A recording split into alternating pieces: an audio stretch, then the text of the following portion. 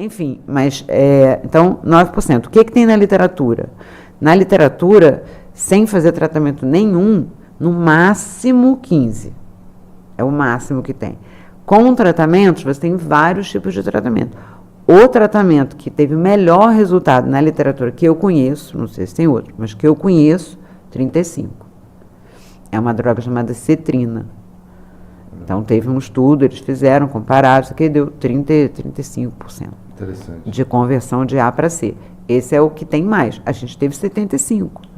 A gente tem nada mais, nada menos do que o medicamento que promoveu a maior conversão de A para C da história da ciência e da pesquisa do mundo. Isso você está falando do experimental, né? Só para deixar claro isso. Não, estou falando de humano. Não, sim, de humano, sim. Em como se diz? Humano, estudo clínico. Estudo clínico. Então, é isso. Entendeu? Eu acho que qualquer pessoa que, assim, tem um pouquinho de bom senso vai dizer, olha... Razoabilidade, né? Se você sabe, tudo bem que você não sabe, não tem prova que paraquedas, né? Mas, poxa vida. E os efeitos colaterais? Então, tem que continuar testando, a gente está observando.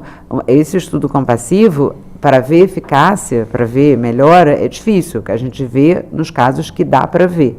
Então, como é que a gente monitora a eficácia no estudo compassivo? Não temos compromisso. 2, perderemos os dados, né? Perderemos vários, não temos como correr atrás. O paciente mora em Teófilo Otoni, não tem ninguém para ficar indo lá acompanhar, não tem como. Chegamos lá, o paciente estava no centro cirúrgico com ordem judicial sedado, nunca vamos saber se ele melhorou por causa da poliomielite. Mas ele está mexendo, ele não mexia. Eu falei, desculpa, não vou considerar. Mas não tinha movimento nenhum e agora está levantando a perna. Não tem AIS, não considera.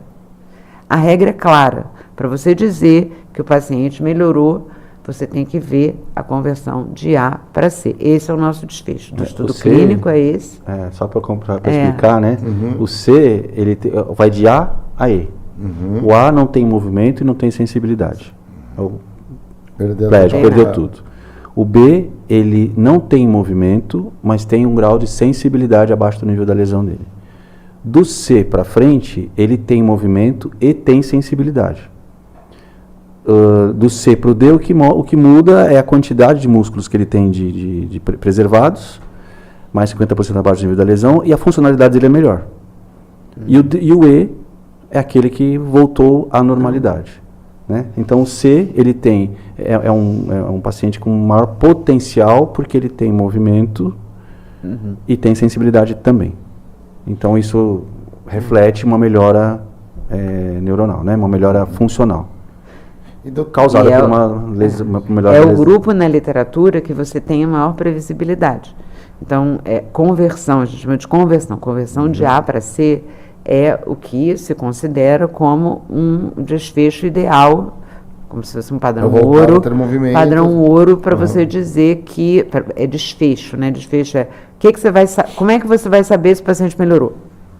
Você vai saber se ele passou de A para C.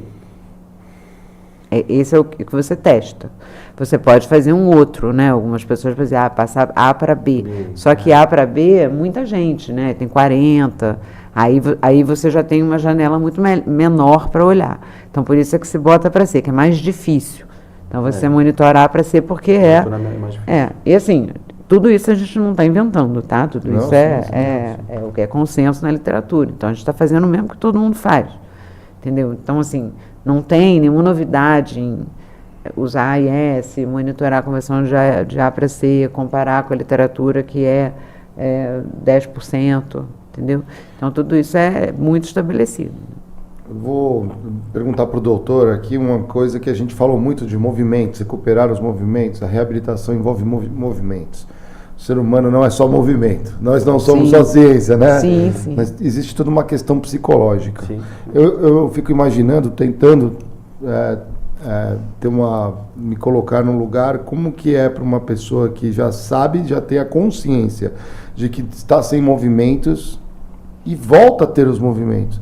Existe, ou vai perder, como que é a questão do trato psicológico dessa pessoa? Talvez a experiência da ACD pode ajudar também a você trazer um pouco pra gente. E esses casos novos também, porque às vezes a pessoa já estava se conformando com uma situação em que você recupera também, porque lógico, é bom, mas também tem adaptações, porque você não recupera de uma vez, né? Você tem que fazer todo um processo. Né? Lógico, a reabilitação, ela abrange aspectos físicos, educacionais, profissionais, mais emocionais também.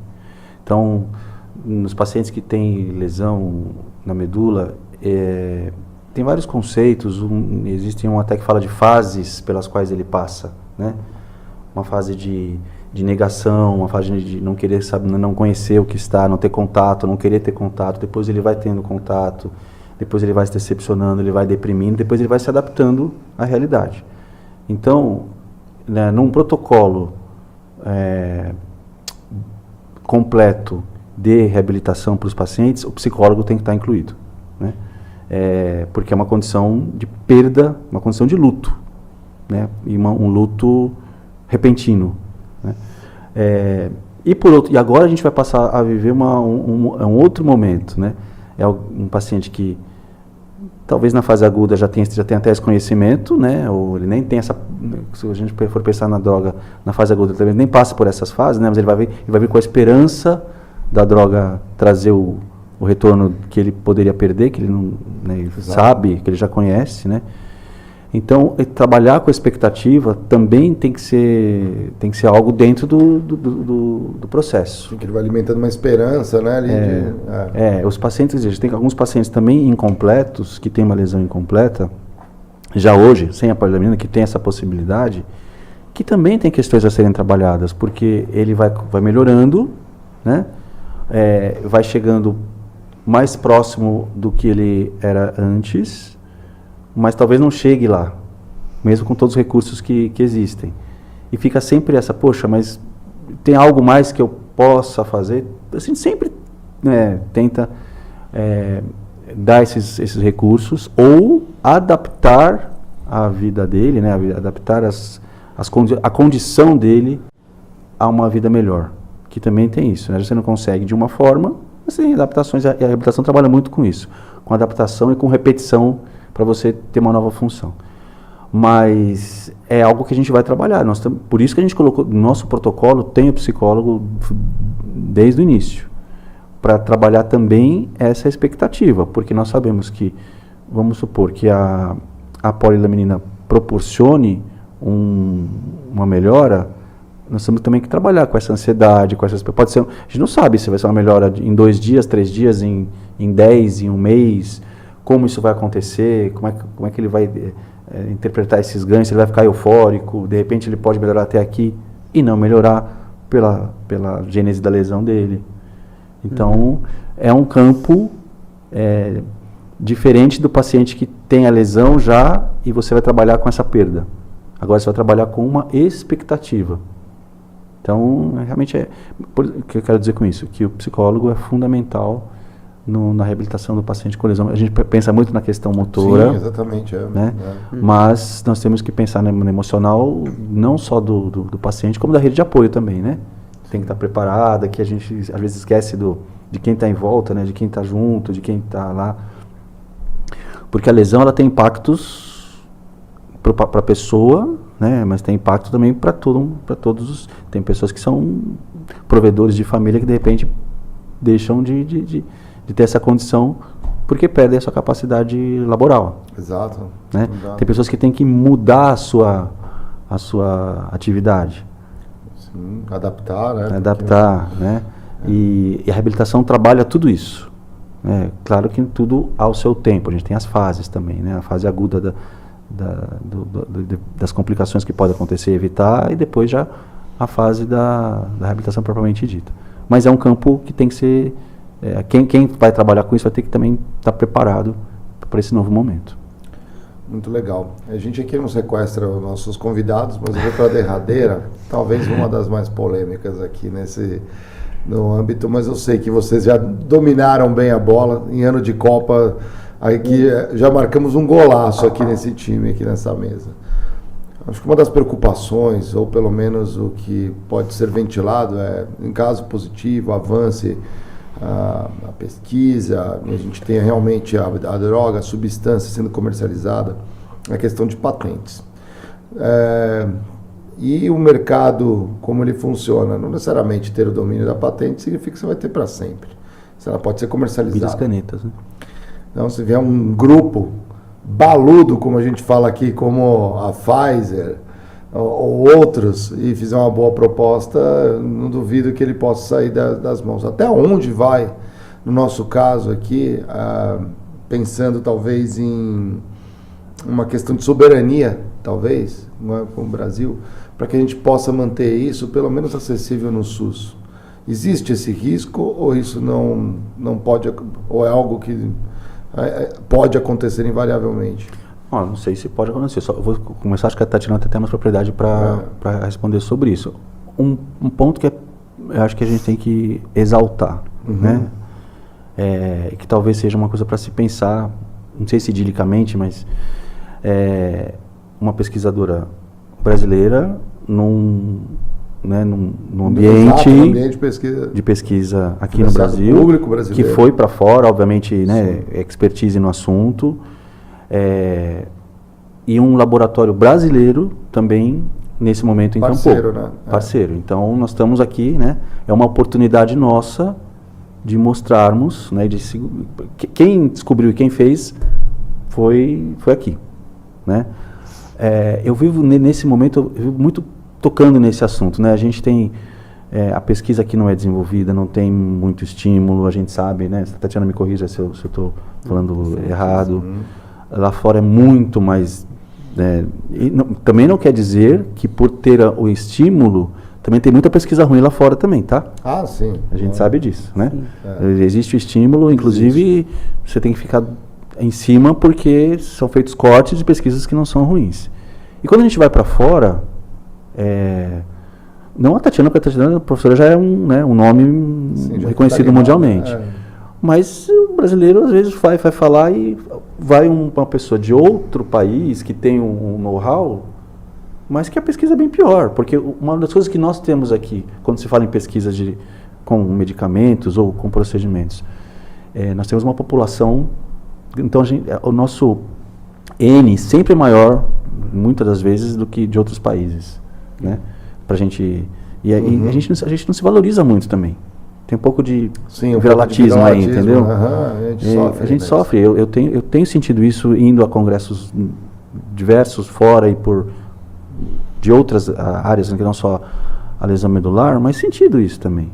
Então talvez seja uma forma da gente pegar pra gente. Agora, se existe a possibilidade no mundo comercial, ou se a gente não pegar pegar o touro, sabe, e falar, olha, a gente tem a possibilidade de produzir e de ampliar para a população, aí fica o campo aberto. Porque é realmente algo, revolucionário não é o termo, mas é algo de impactante, né? Então, acho que essa possibilidade, não gostaria que acontecesse, né? Mas existe. Agora, comenta. Não, acho que a possibilidade de algum outro laboratório fazer também, acho que existe, mas levar, não. Porque o conhecimento, assim, não existe nenhum segredo, tá? Não é uma coisa, você tem uma fórmula secreta que foi vendida aqui, tá? Não tem fórmula secreta. Olha, a menina é uma informação aberta. O que a patente garante é a exploração comercial de alguns aspectos, né? Então, eu não sei falar sobre isso, tá? Porque eu acho que, assim, a patente que nós fizemos na UFRJ, que é a que vale só no Brasil, por mais 2 anos eu sei falar. Mas depois, sobre a Cristália fez outros desenvolvimentos que eu não sei falar sobre isso, mas eu acredito que não seja uma proteção total. Porque, assim... Acho que não tem como ser hoje em dia, né? Não tem, e não tem segredo, sabe? É uma coisa muito... Não tem como ser. Pelo menos... Mas uma espectrografia, qualquer coisa você pega. Você tem jeitos de chegar e identificar. Eu acho que é possível alguém, talvez não copiar com a mesma eficiência, né? Talvez o processo em si que seja um desafio. Isso, exatamente. Como eu disse, eu não sei, tá? Isso, eu acho que isso é uma pergunta para eles lá. Mas eu, pessoalmente, acredito que, mesmo que você não tenha uma coisa da mesma qualidade, porque realmente o produto deles tem uma qualidade muito boa comparado com outras lamininas que eu já vi por aí. Então, eu acho que assim, pode ter alguma proteção ali, algum mistério, alguma proteção ali, eu acho que tem. Mas eu acho que também tem coisas que podem ser copiadas.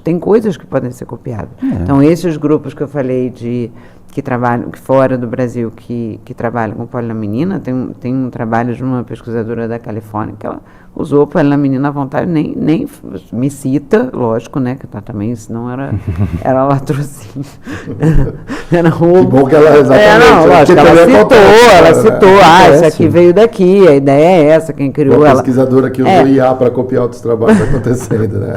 Pois é, mas ela eu não sou autora, entendeu? Então, as pessoas que usam polilaminina fora do Brasil, eu não assino os trabalhos juntos, apesar de eu ter feito, porque a pessoa seguiu lá, viu e conseguiu fazer alguma coisa equivalente. Pode usar, sei lá, para outras patologias, usar para fazer pesquisa para outros, né? Eu acho que a gente não tem como assegurar a exclusividade, mas a ideia de tirar do Brasil a possibilidade de distribuir pelo SUS, eu acho muito difícil, porque acho que não tem como, tinha que ser uma coisa, acho que não, porque já existe a empresa já produziu, né, o que era difícil já está feito, então acho que não tem essa possibilidade não, e a ideia deles eu acho que é distribuir no SUS mesmo, pelo menos é o que eles dizem, né? É o que eu escuto nas coletivas de imprensa. Mandar para a população. Sim, que é para distribuir. Possível que alguém copie, que alguém já esteja, a IA está aí, a informação está aí, né? Mas acho que nesse momento, acho que a gente tem essa e talvez seja até uma oportunidade também, né? Da mesma forma que a gente está chamando a atenção para a reabilitação, nós estamos chamando a atenção para a pesquisa nacional também, com um bom resultado, com um excelente profissional. Então, acho que também temos que ver por esse lado, né? Alguém precisa enxergar isso também. Sim. Né? Dessa possibilidade. E no laboratório também existem interesses, inclusive de marketing, tudo, de você poder fazer a obra, a gente não tem que tomar. É excelente. E se for beneficiando a população, que faça. Exatamente. Não precisa do financiamento, senão, né? Justamente. E ele contribua com o financiamento da pesquisa, ainda, justamente para ir até o fim. E outras. Eu digo para todo mundo, eu acho que está tudo bem. Mas isso daí não rouba um pouco a verba de outras pesquisas na universidade? Porque a gente já sabe que... Não, a universidade não paga nada. Tem anos que eu não recebo um tostão, nem do CNPq, nem nada. É tudo com parceria. Sim, isso é tudo privado. Então, mas aí que tá. Esse tipo de bandeira pode trazer mais investimento privado, mas destinado só a essa pesquisa específica e não espalhar em outras. O investimento privado? Investimento, exatamente. O privado ou o público? O privado. Mas aí... O pessoal é mais fácil surfar uma onda que já foi feita do que fazer a onda para surfar ela.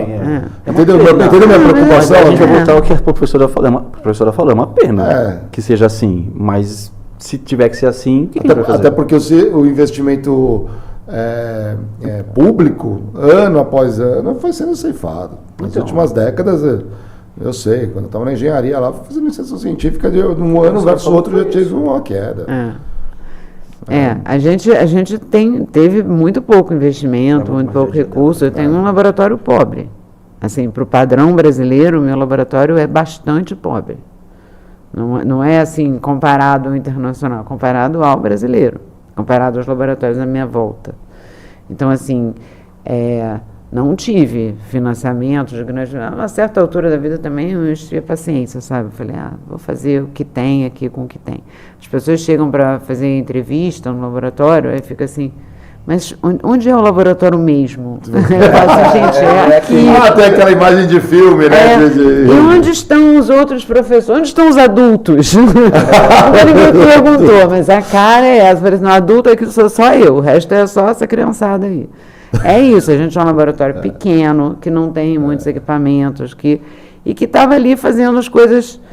Lógico que é uma coisa que a gente deu sorte, é simples, né? É uma ideia simples, né?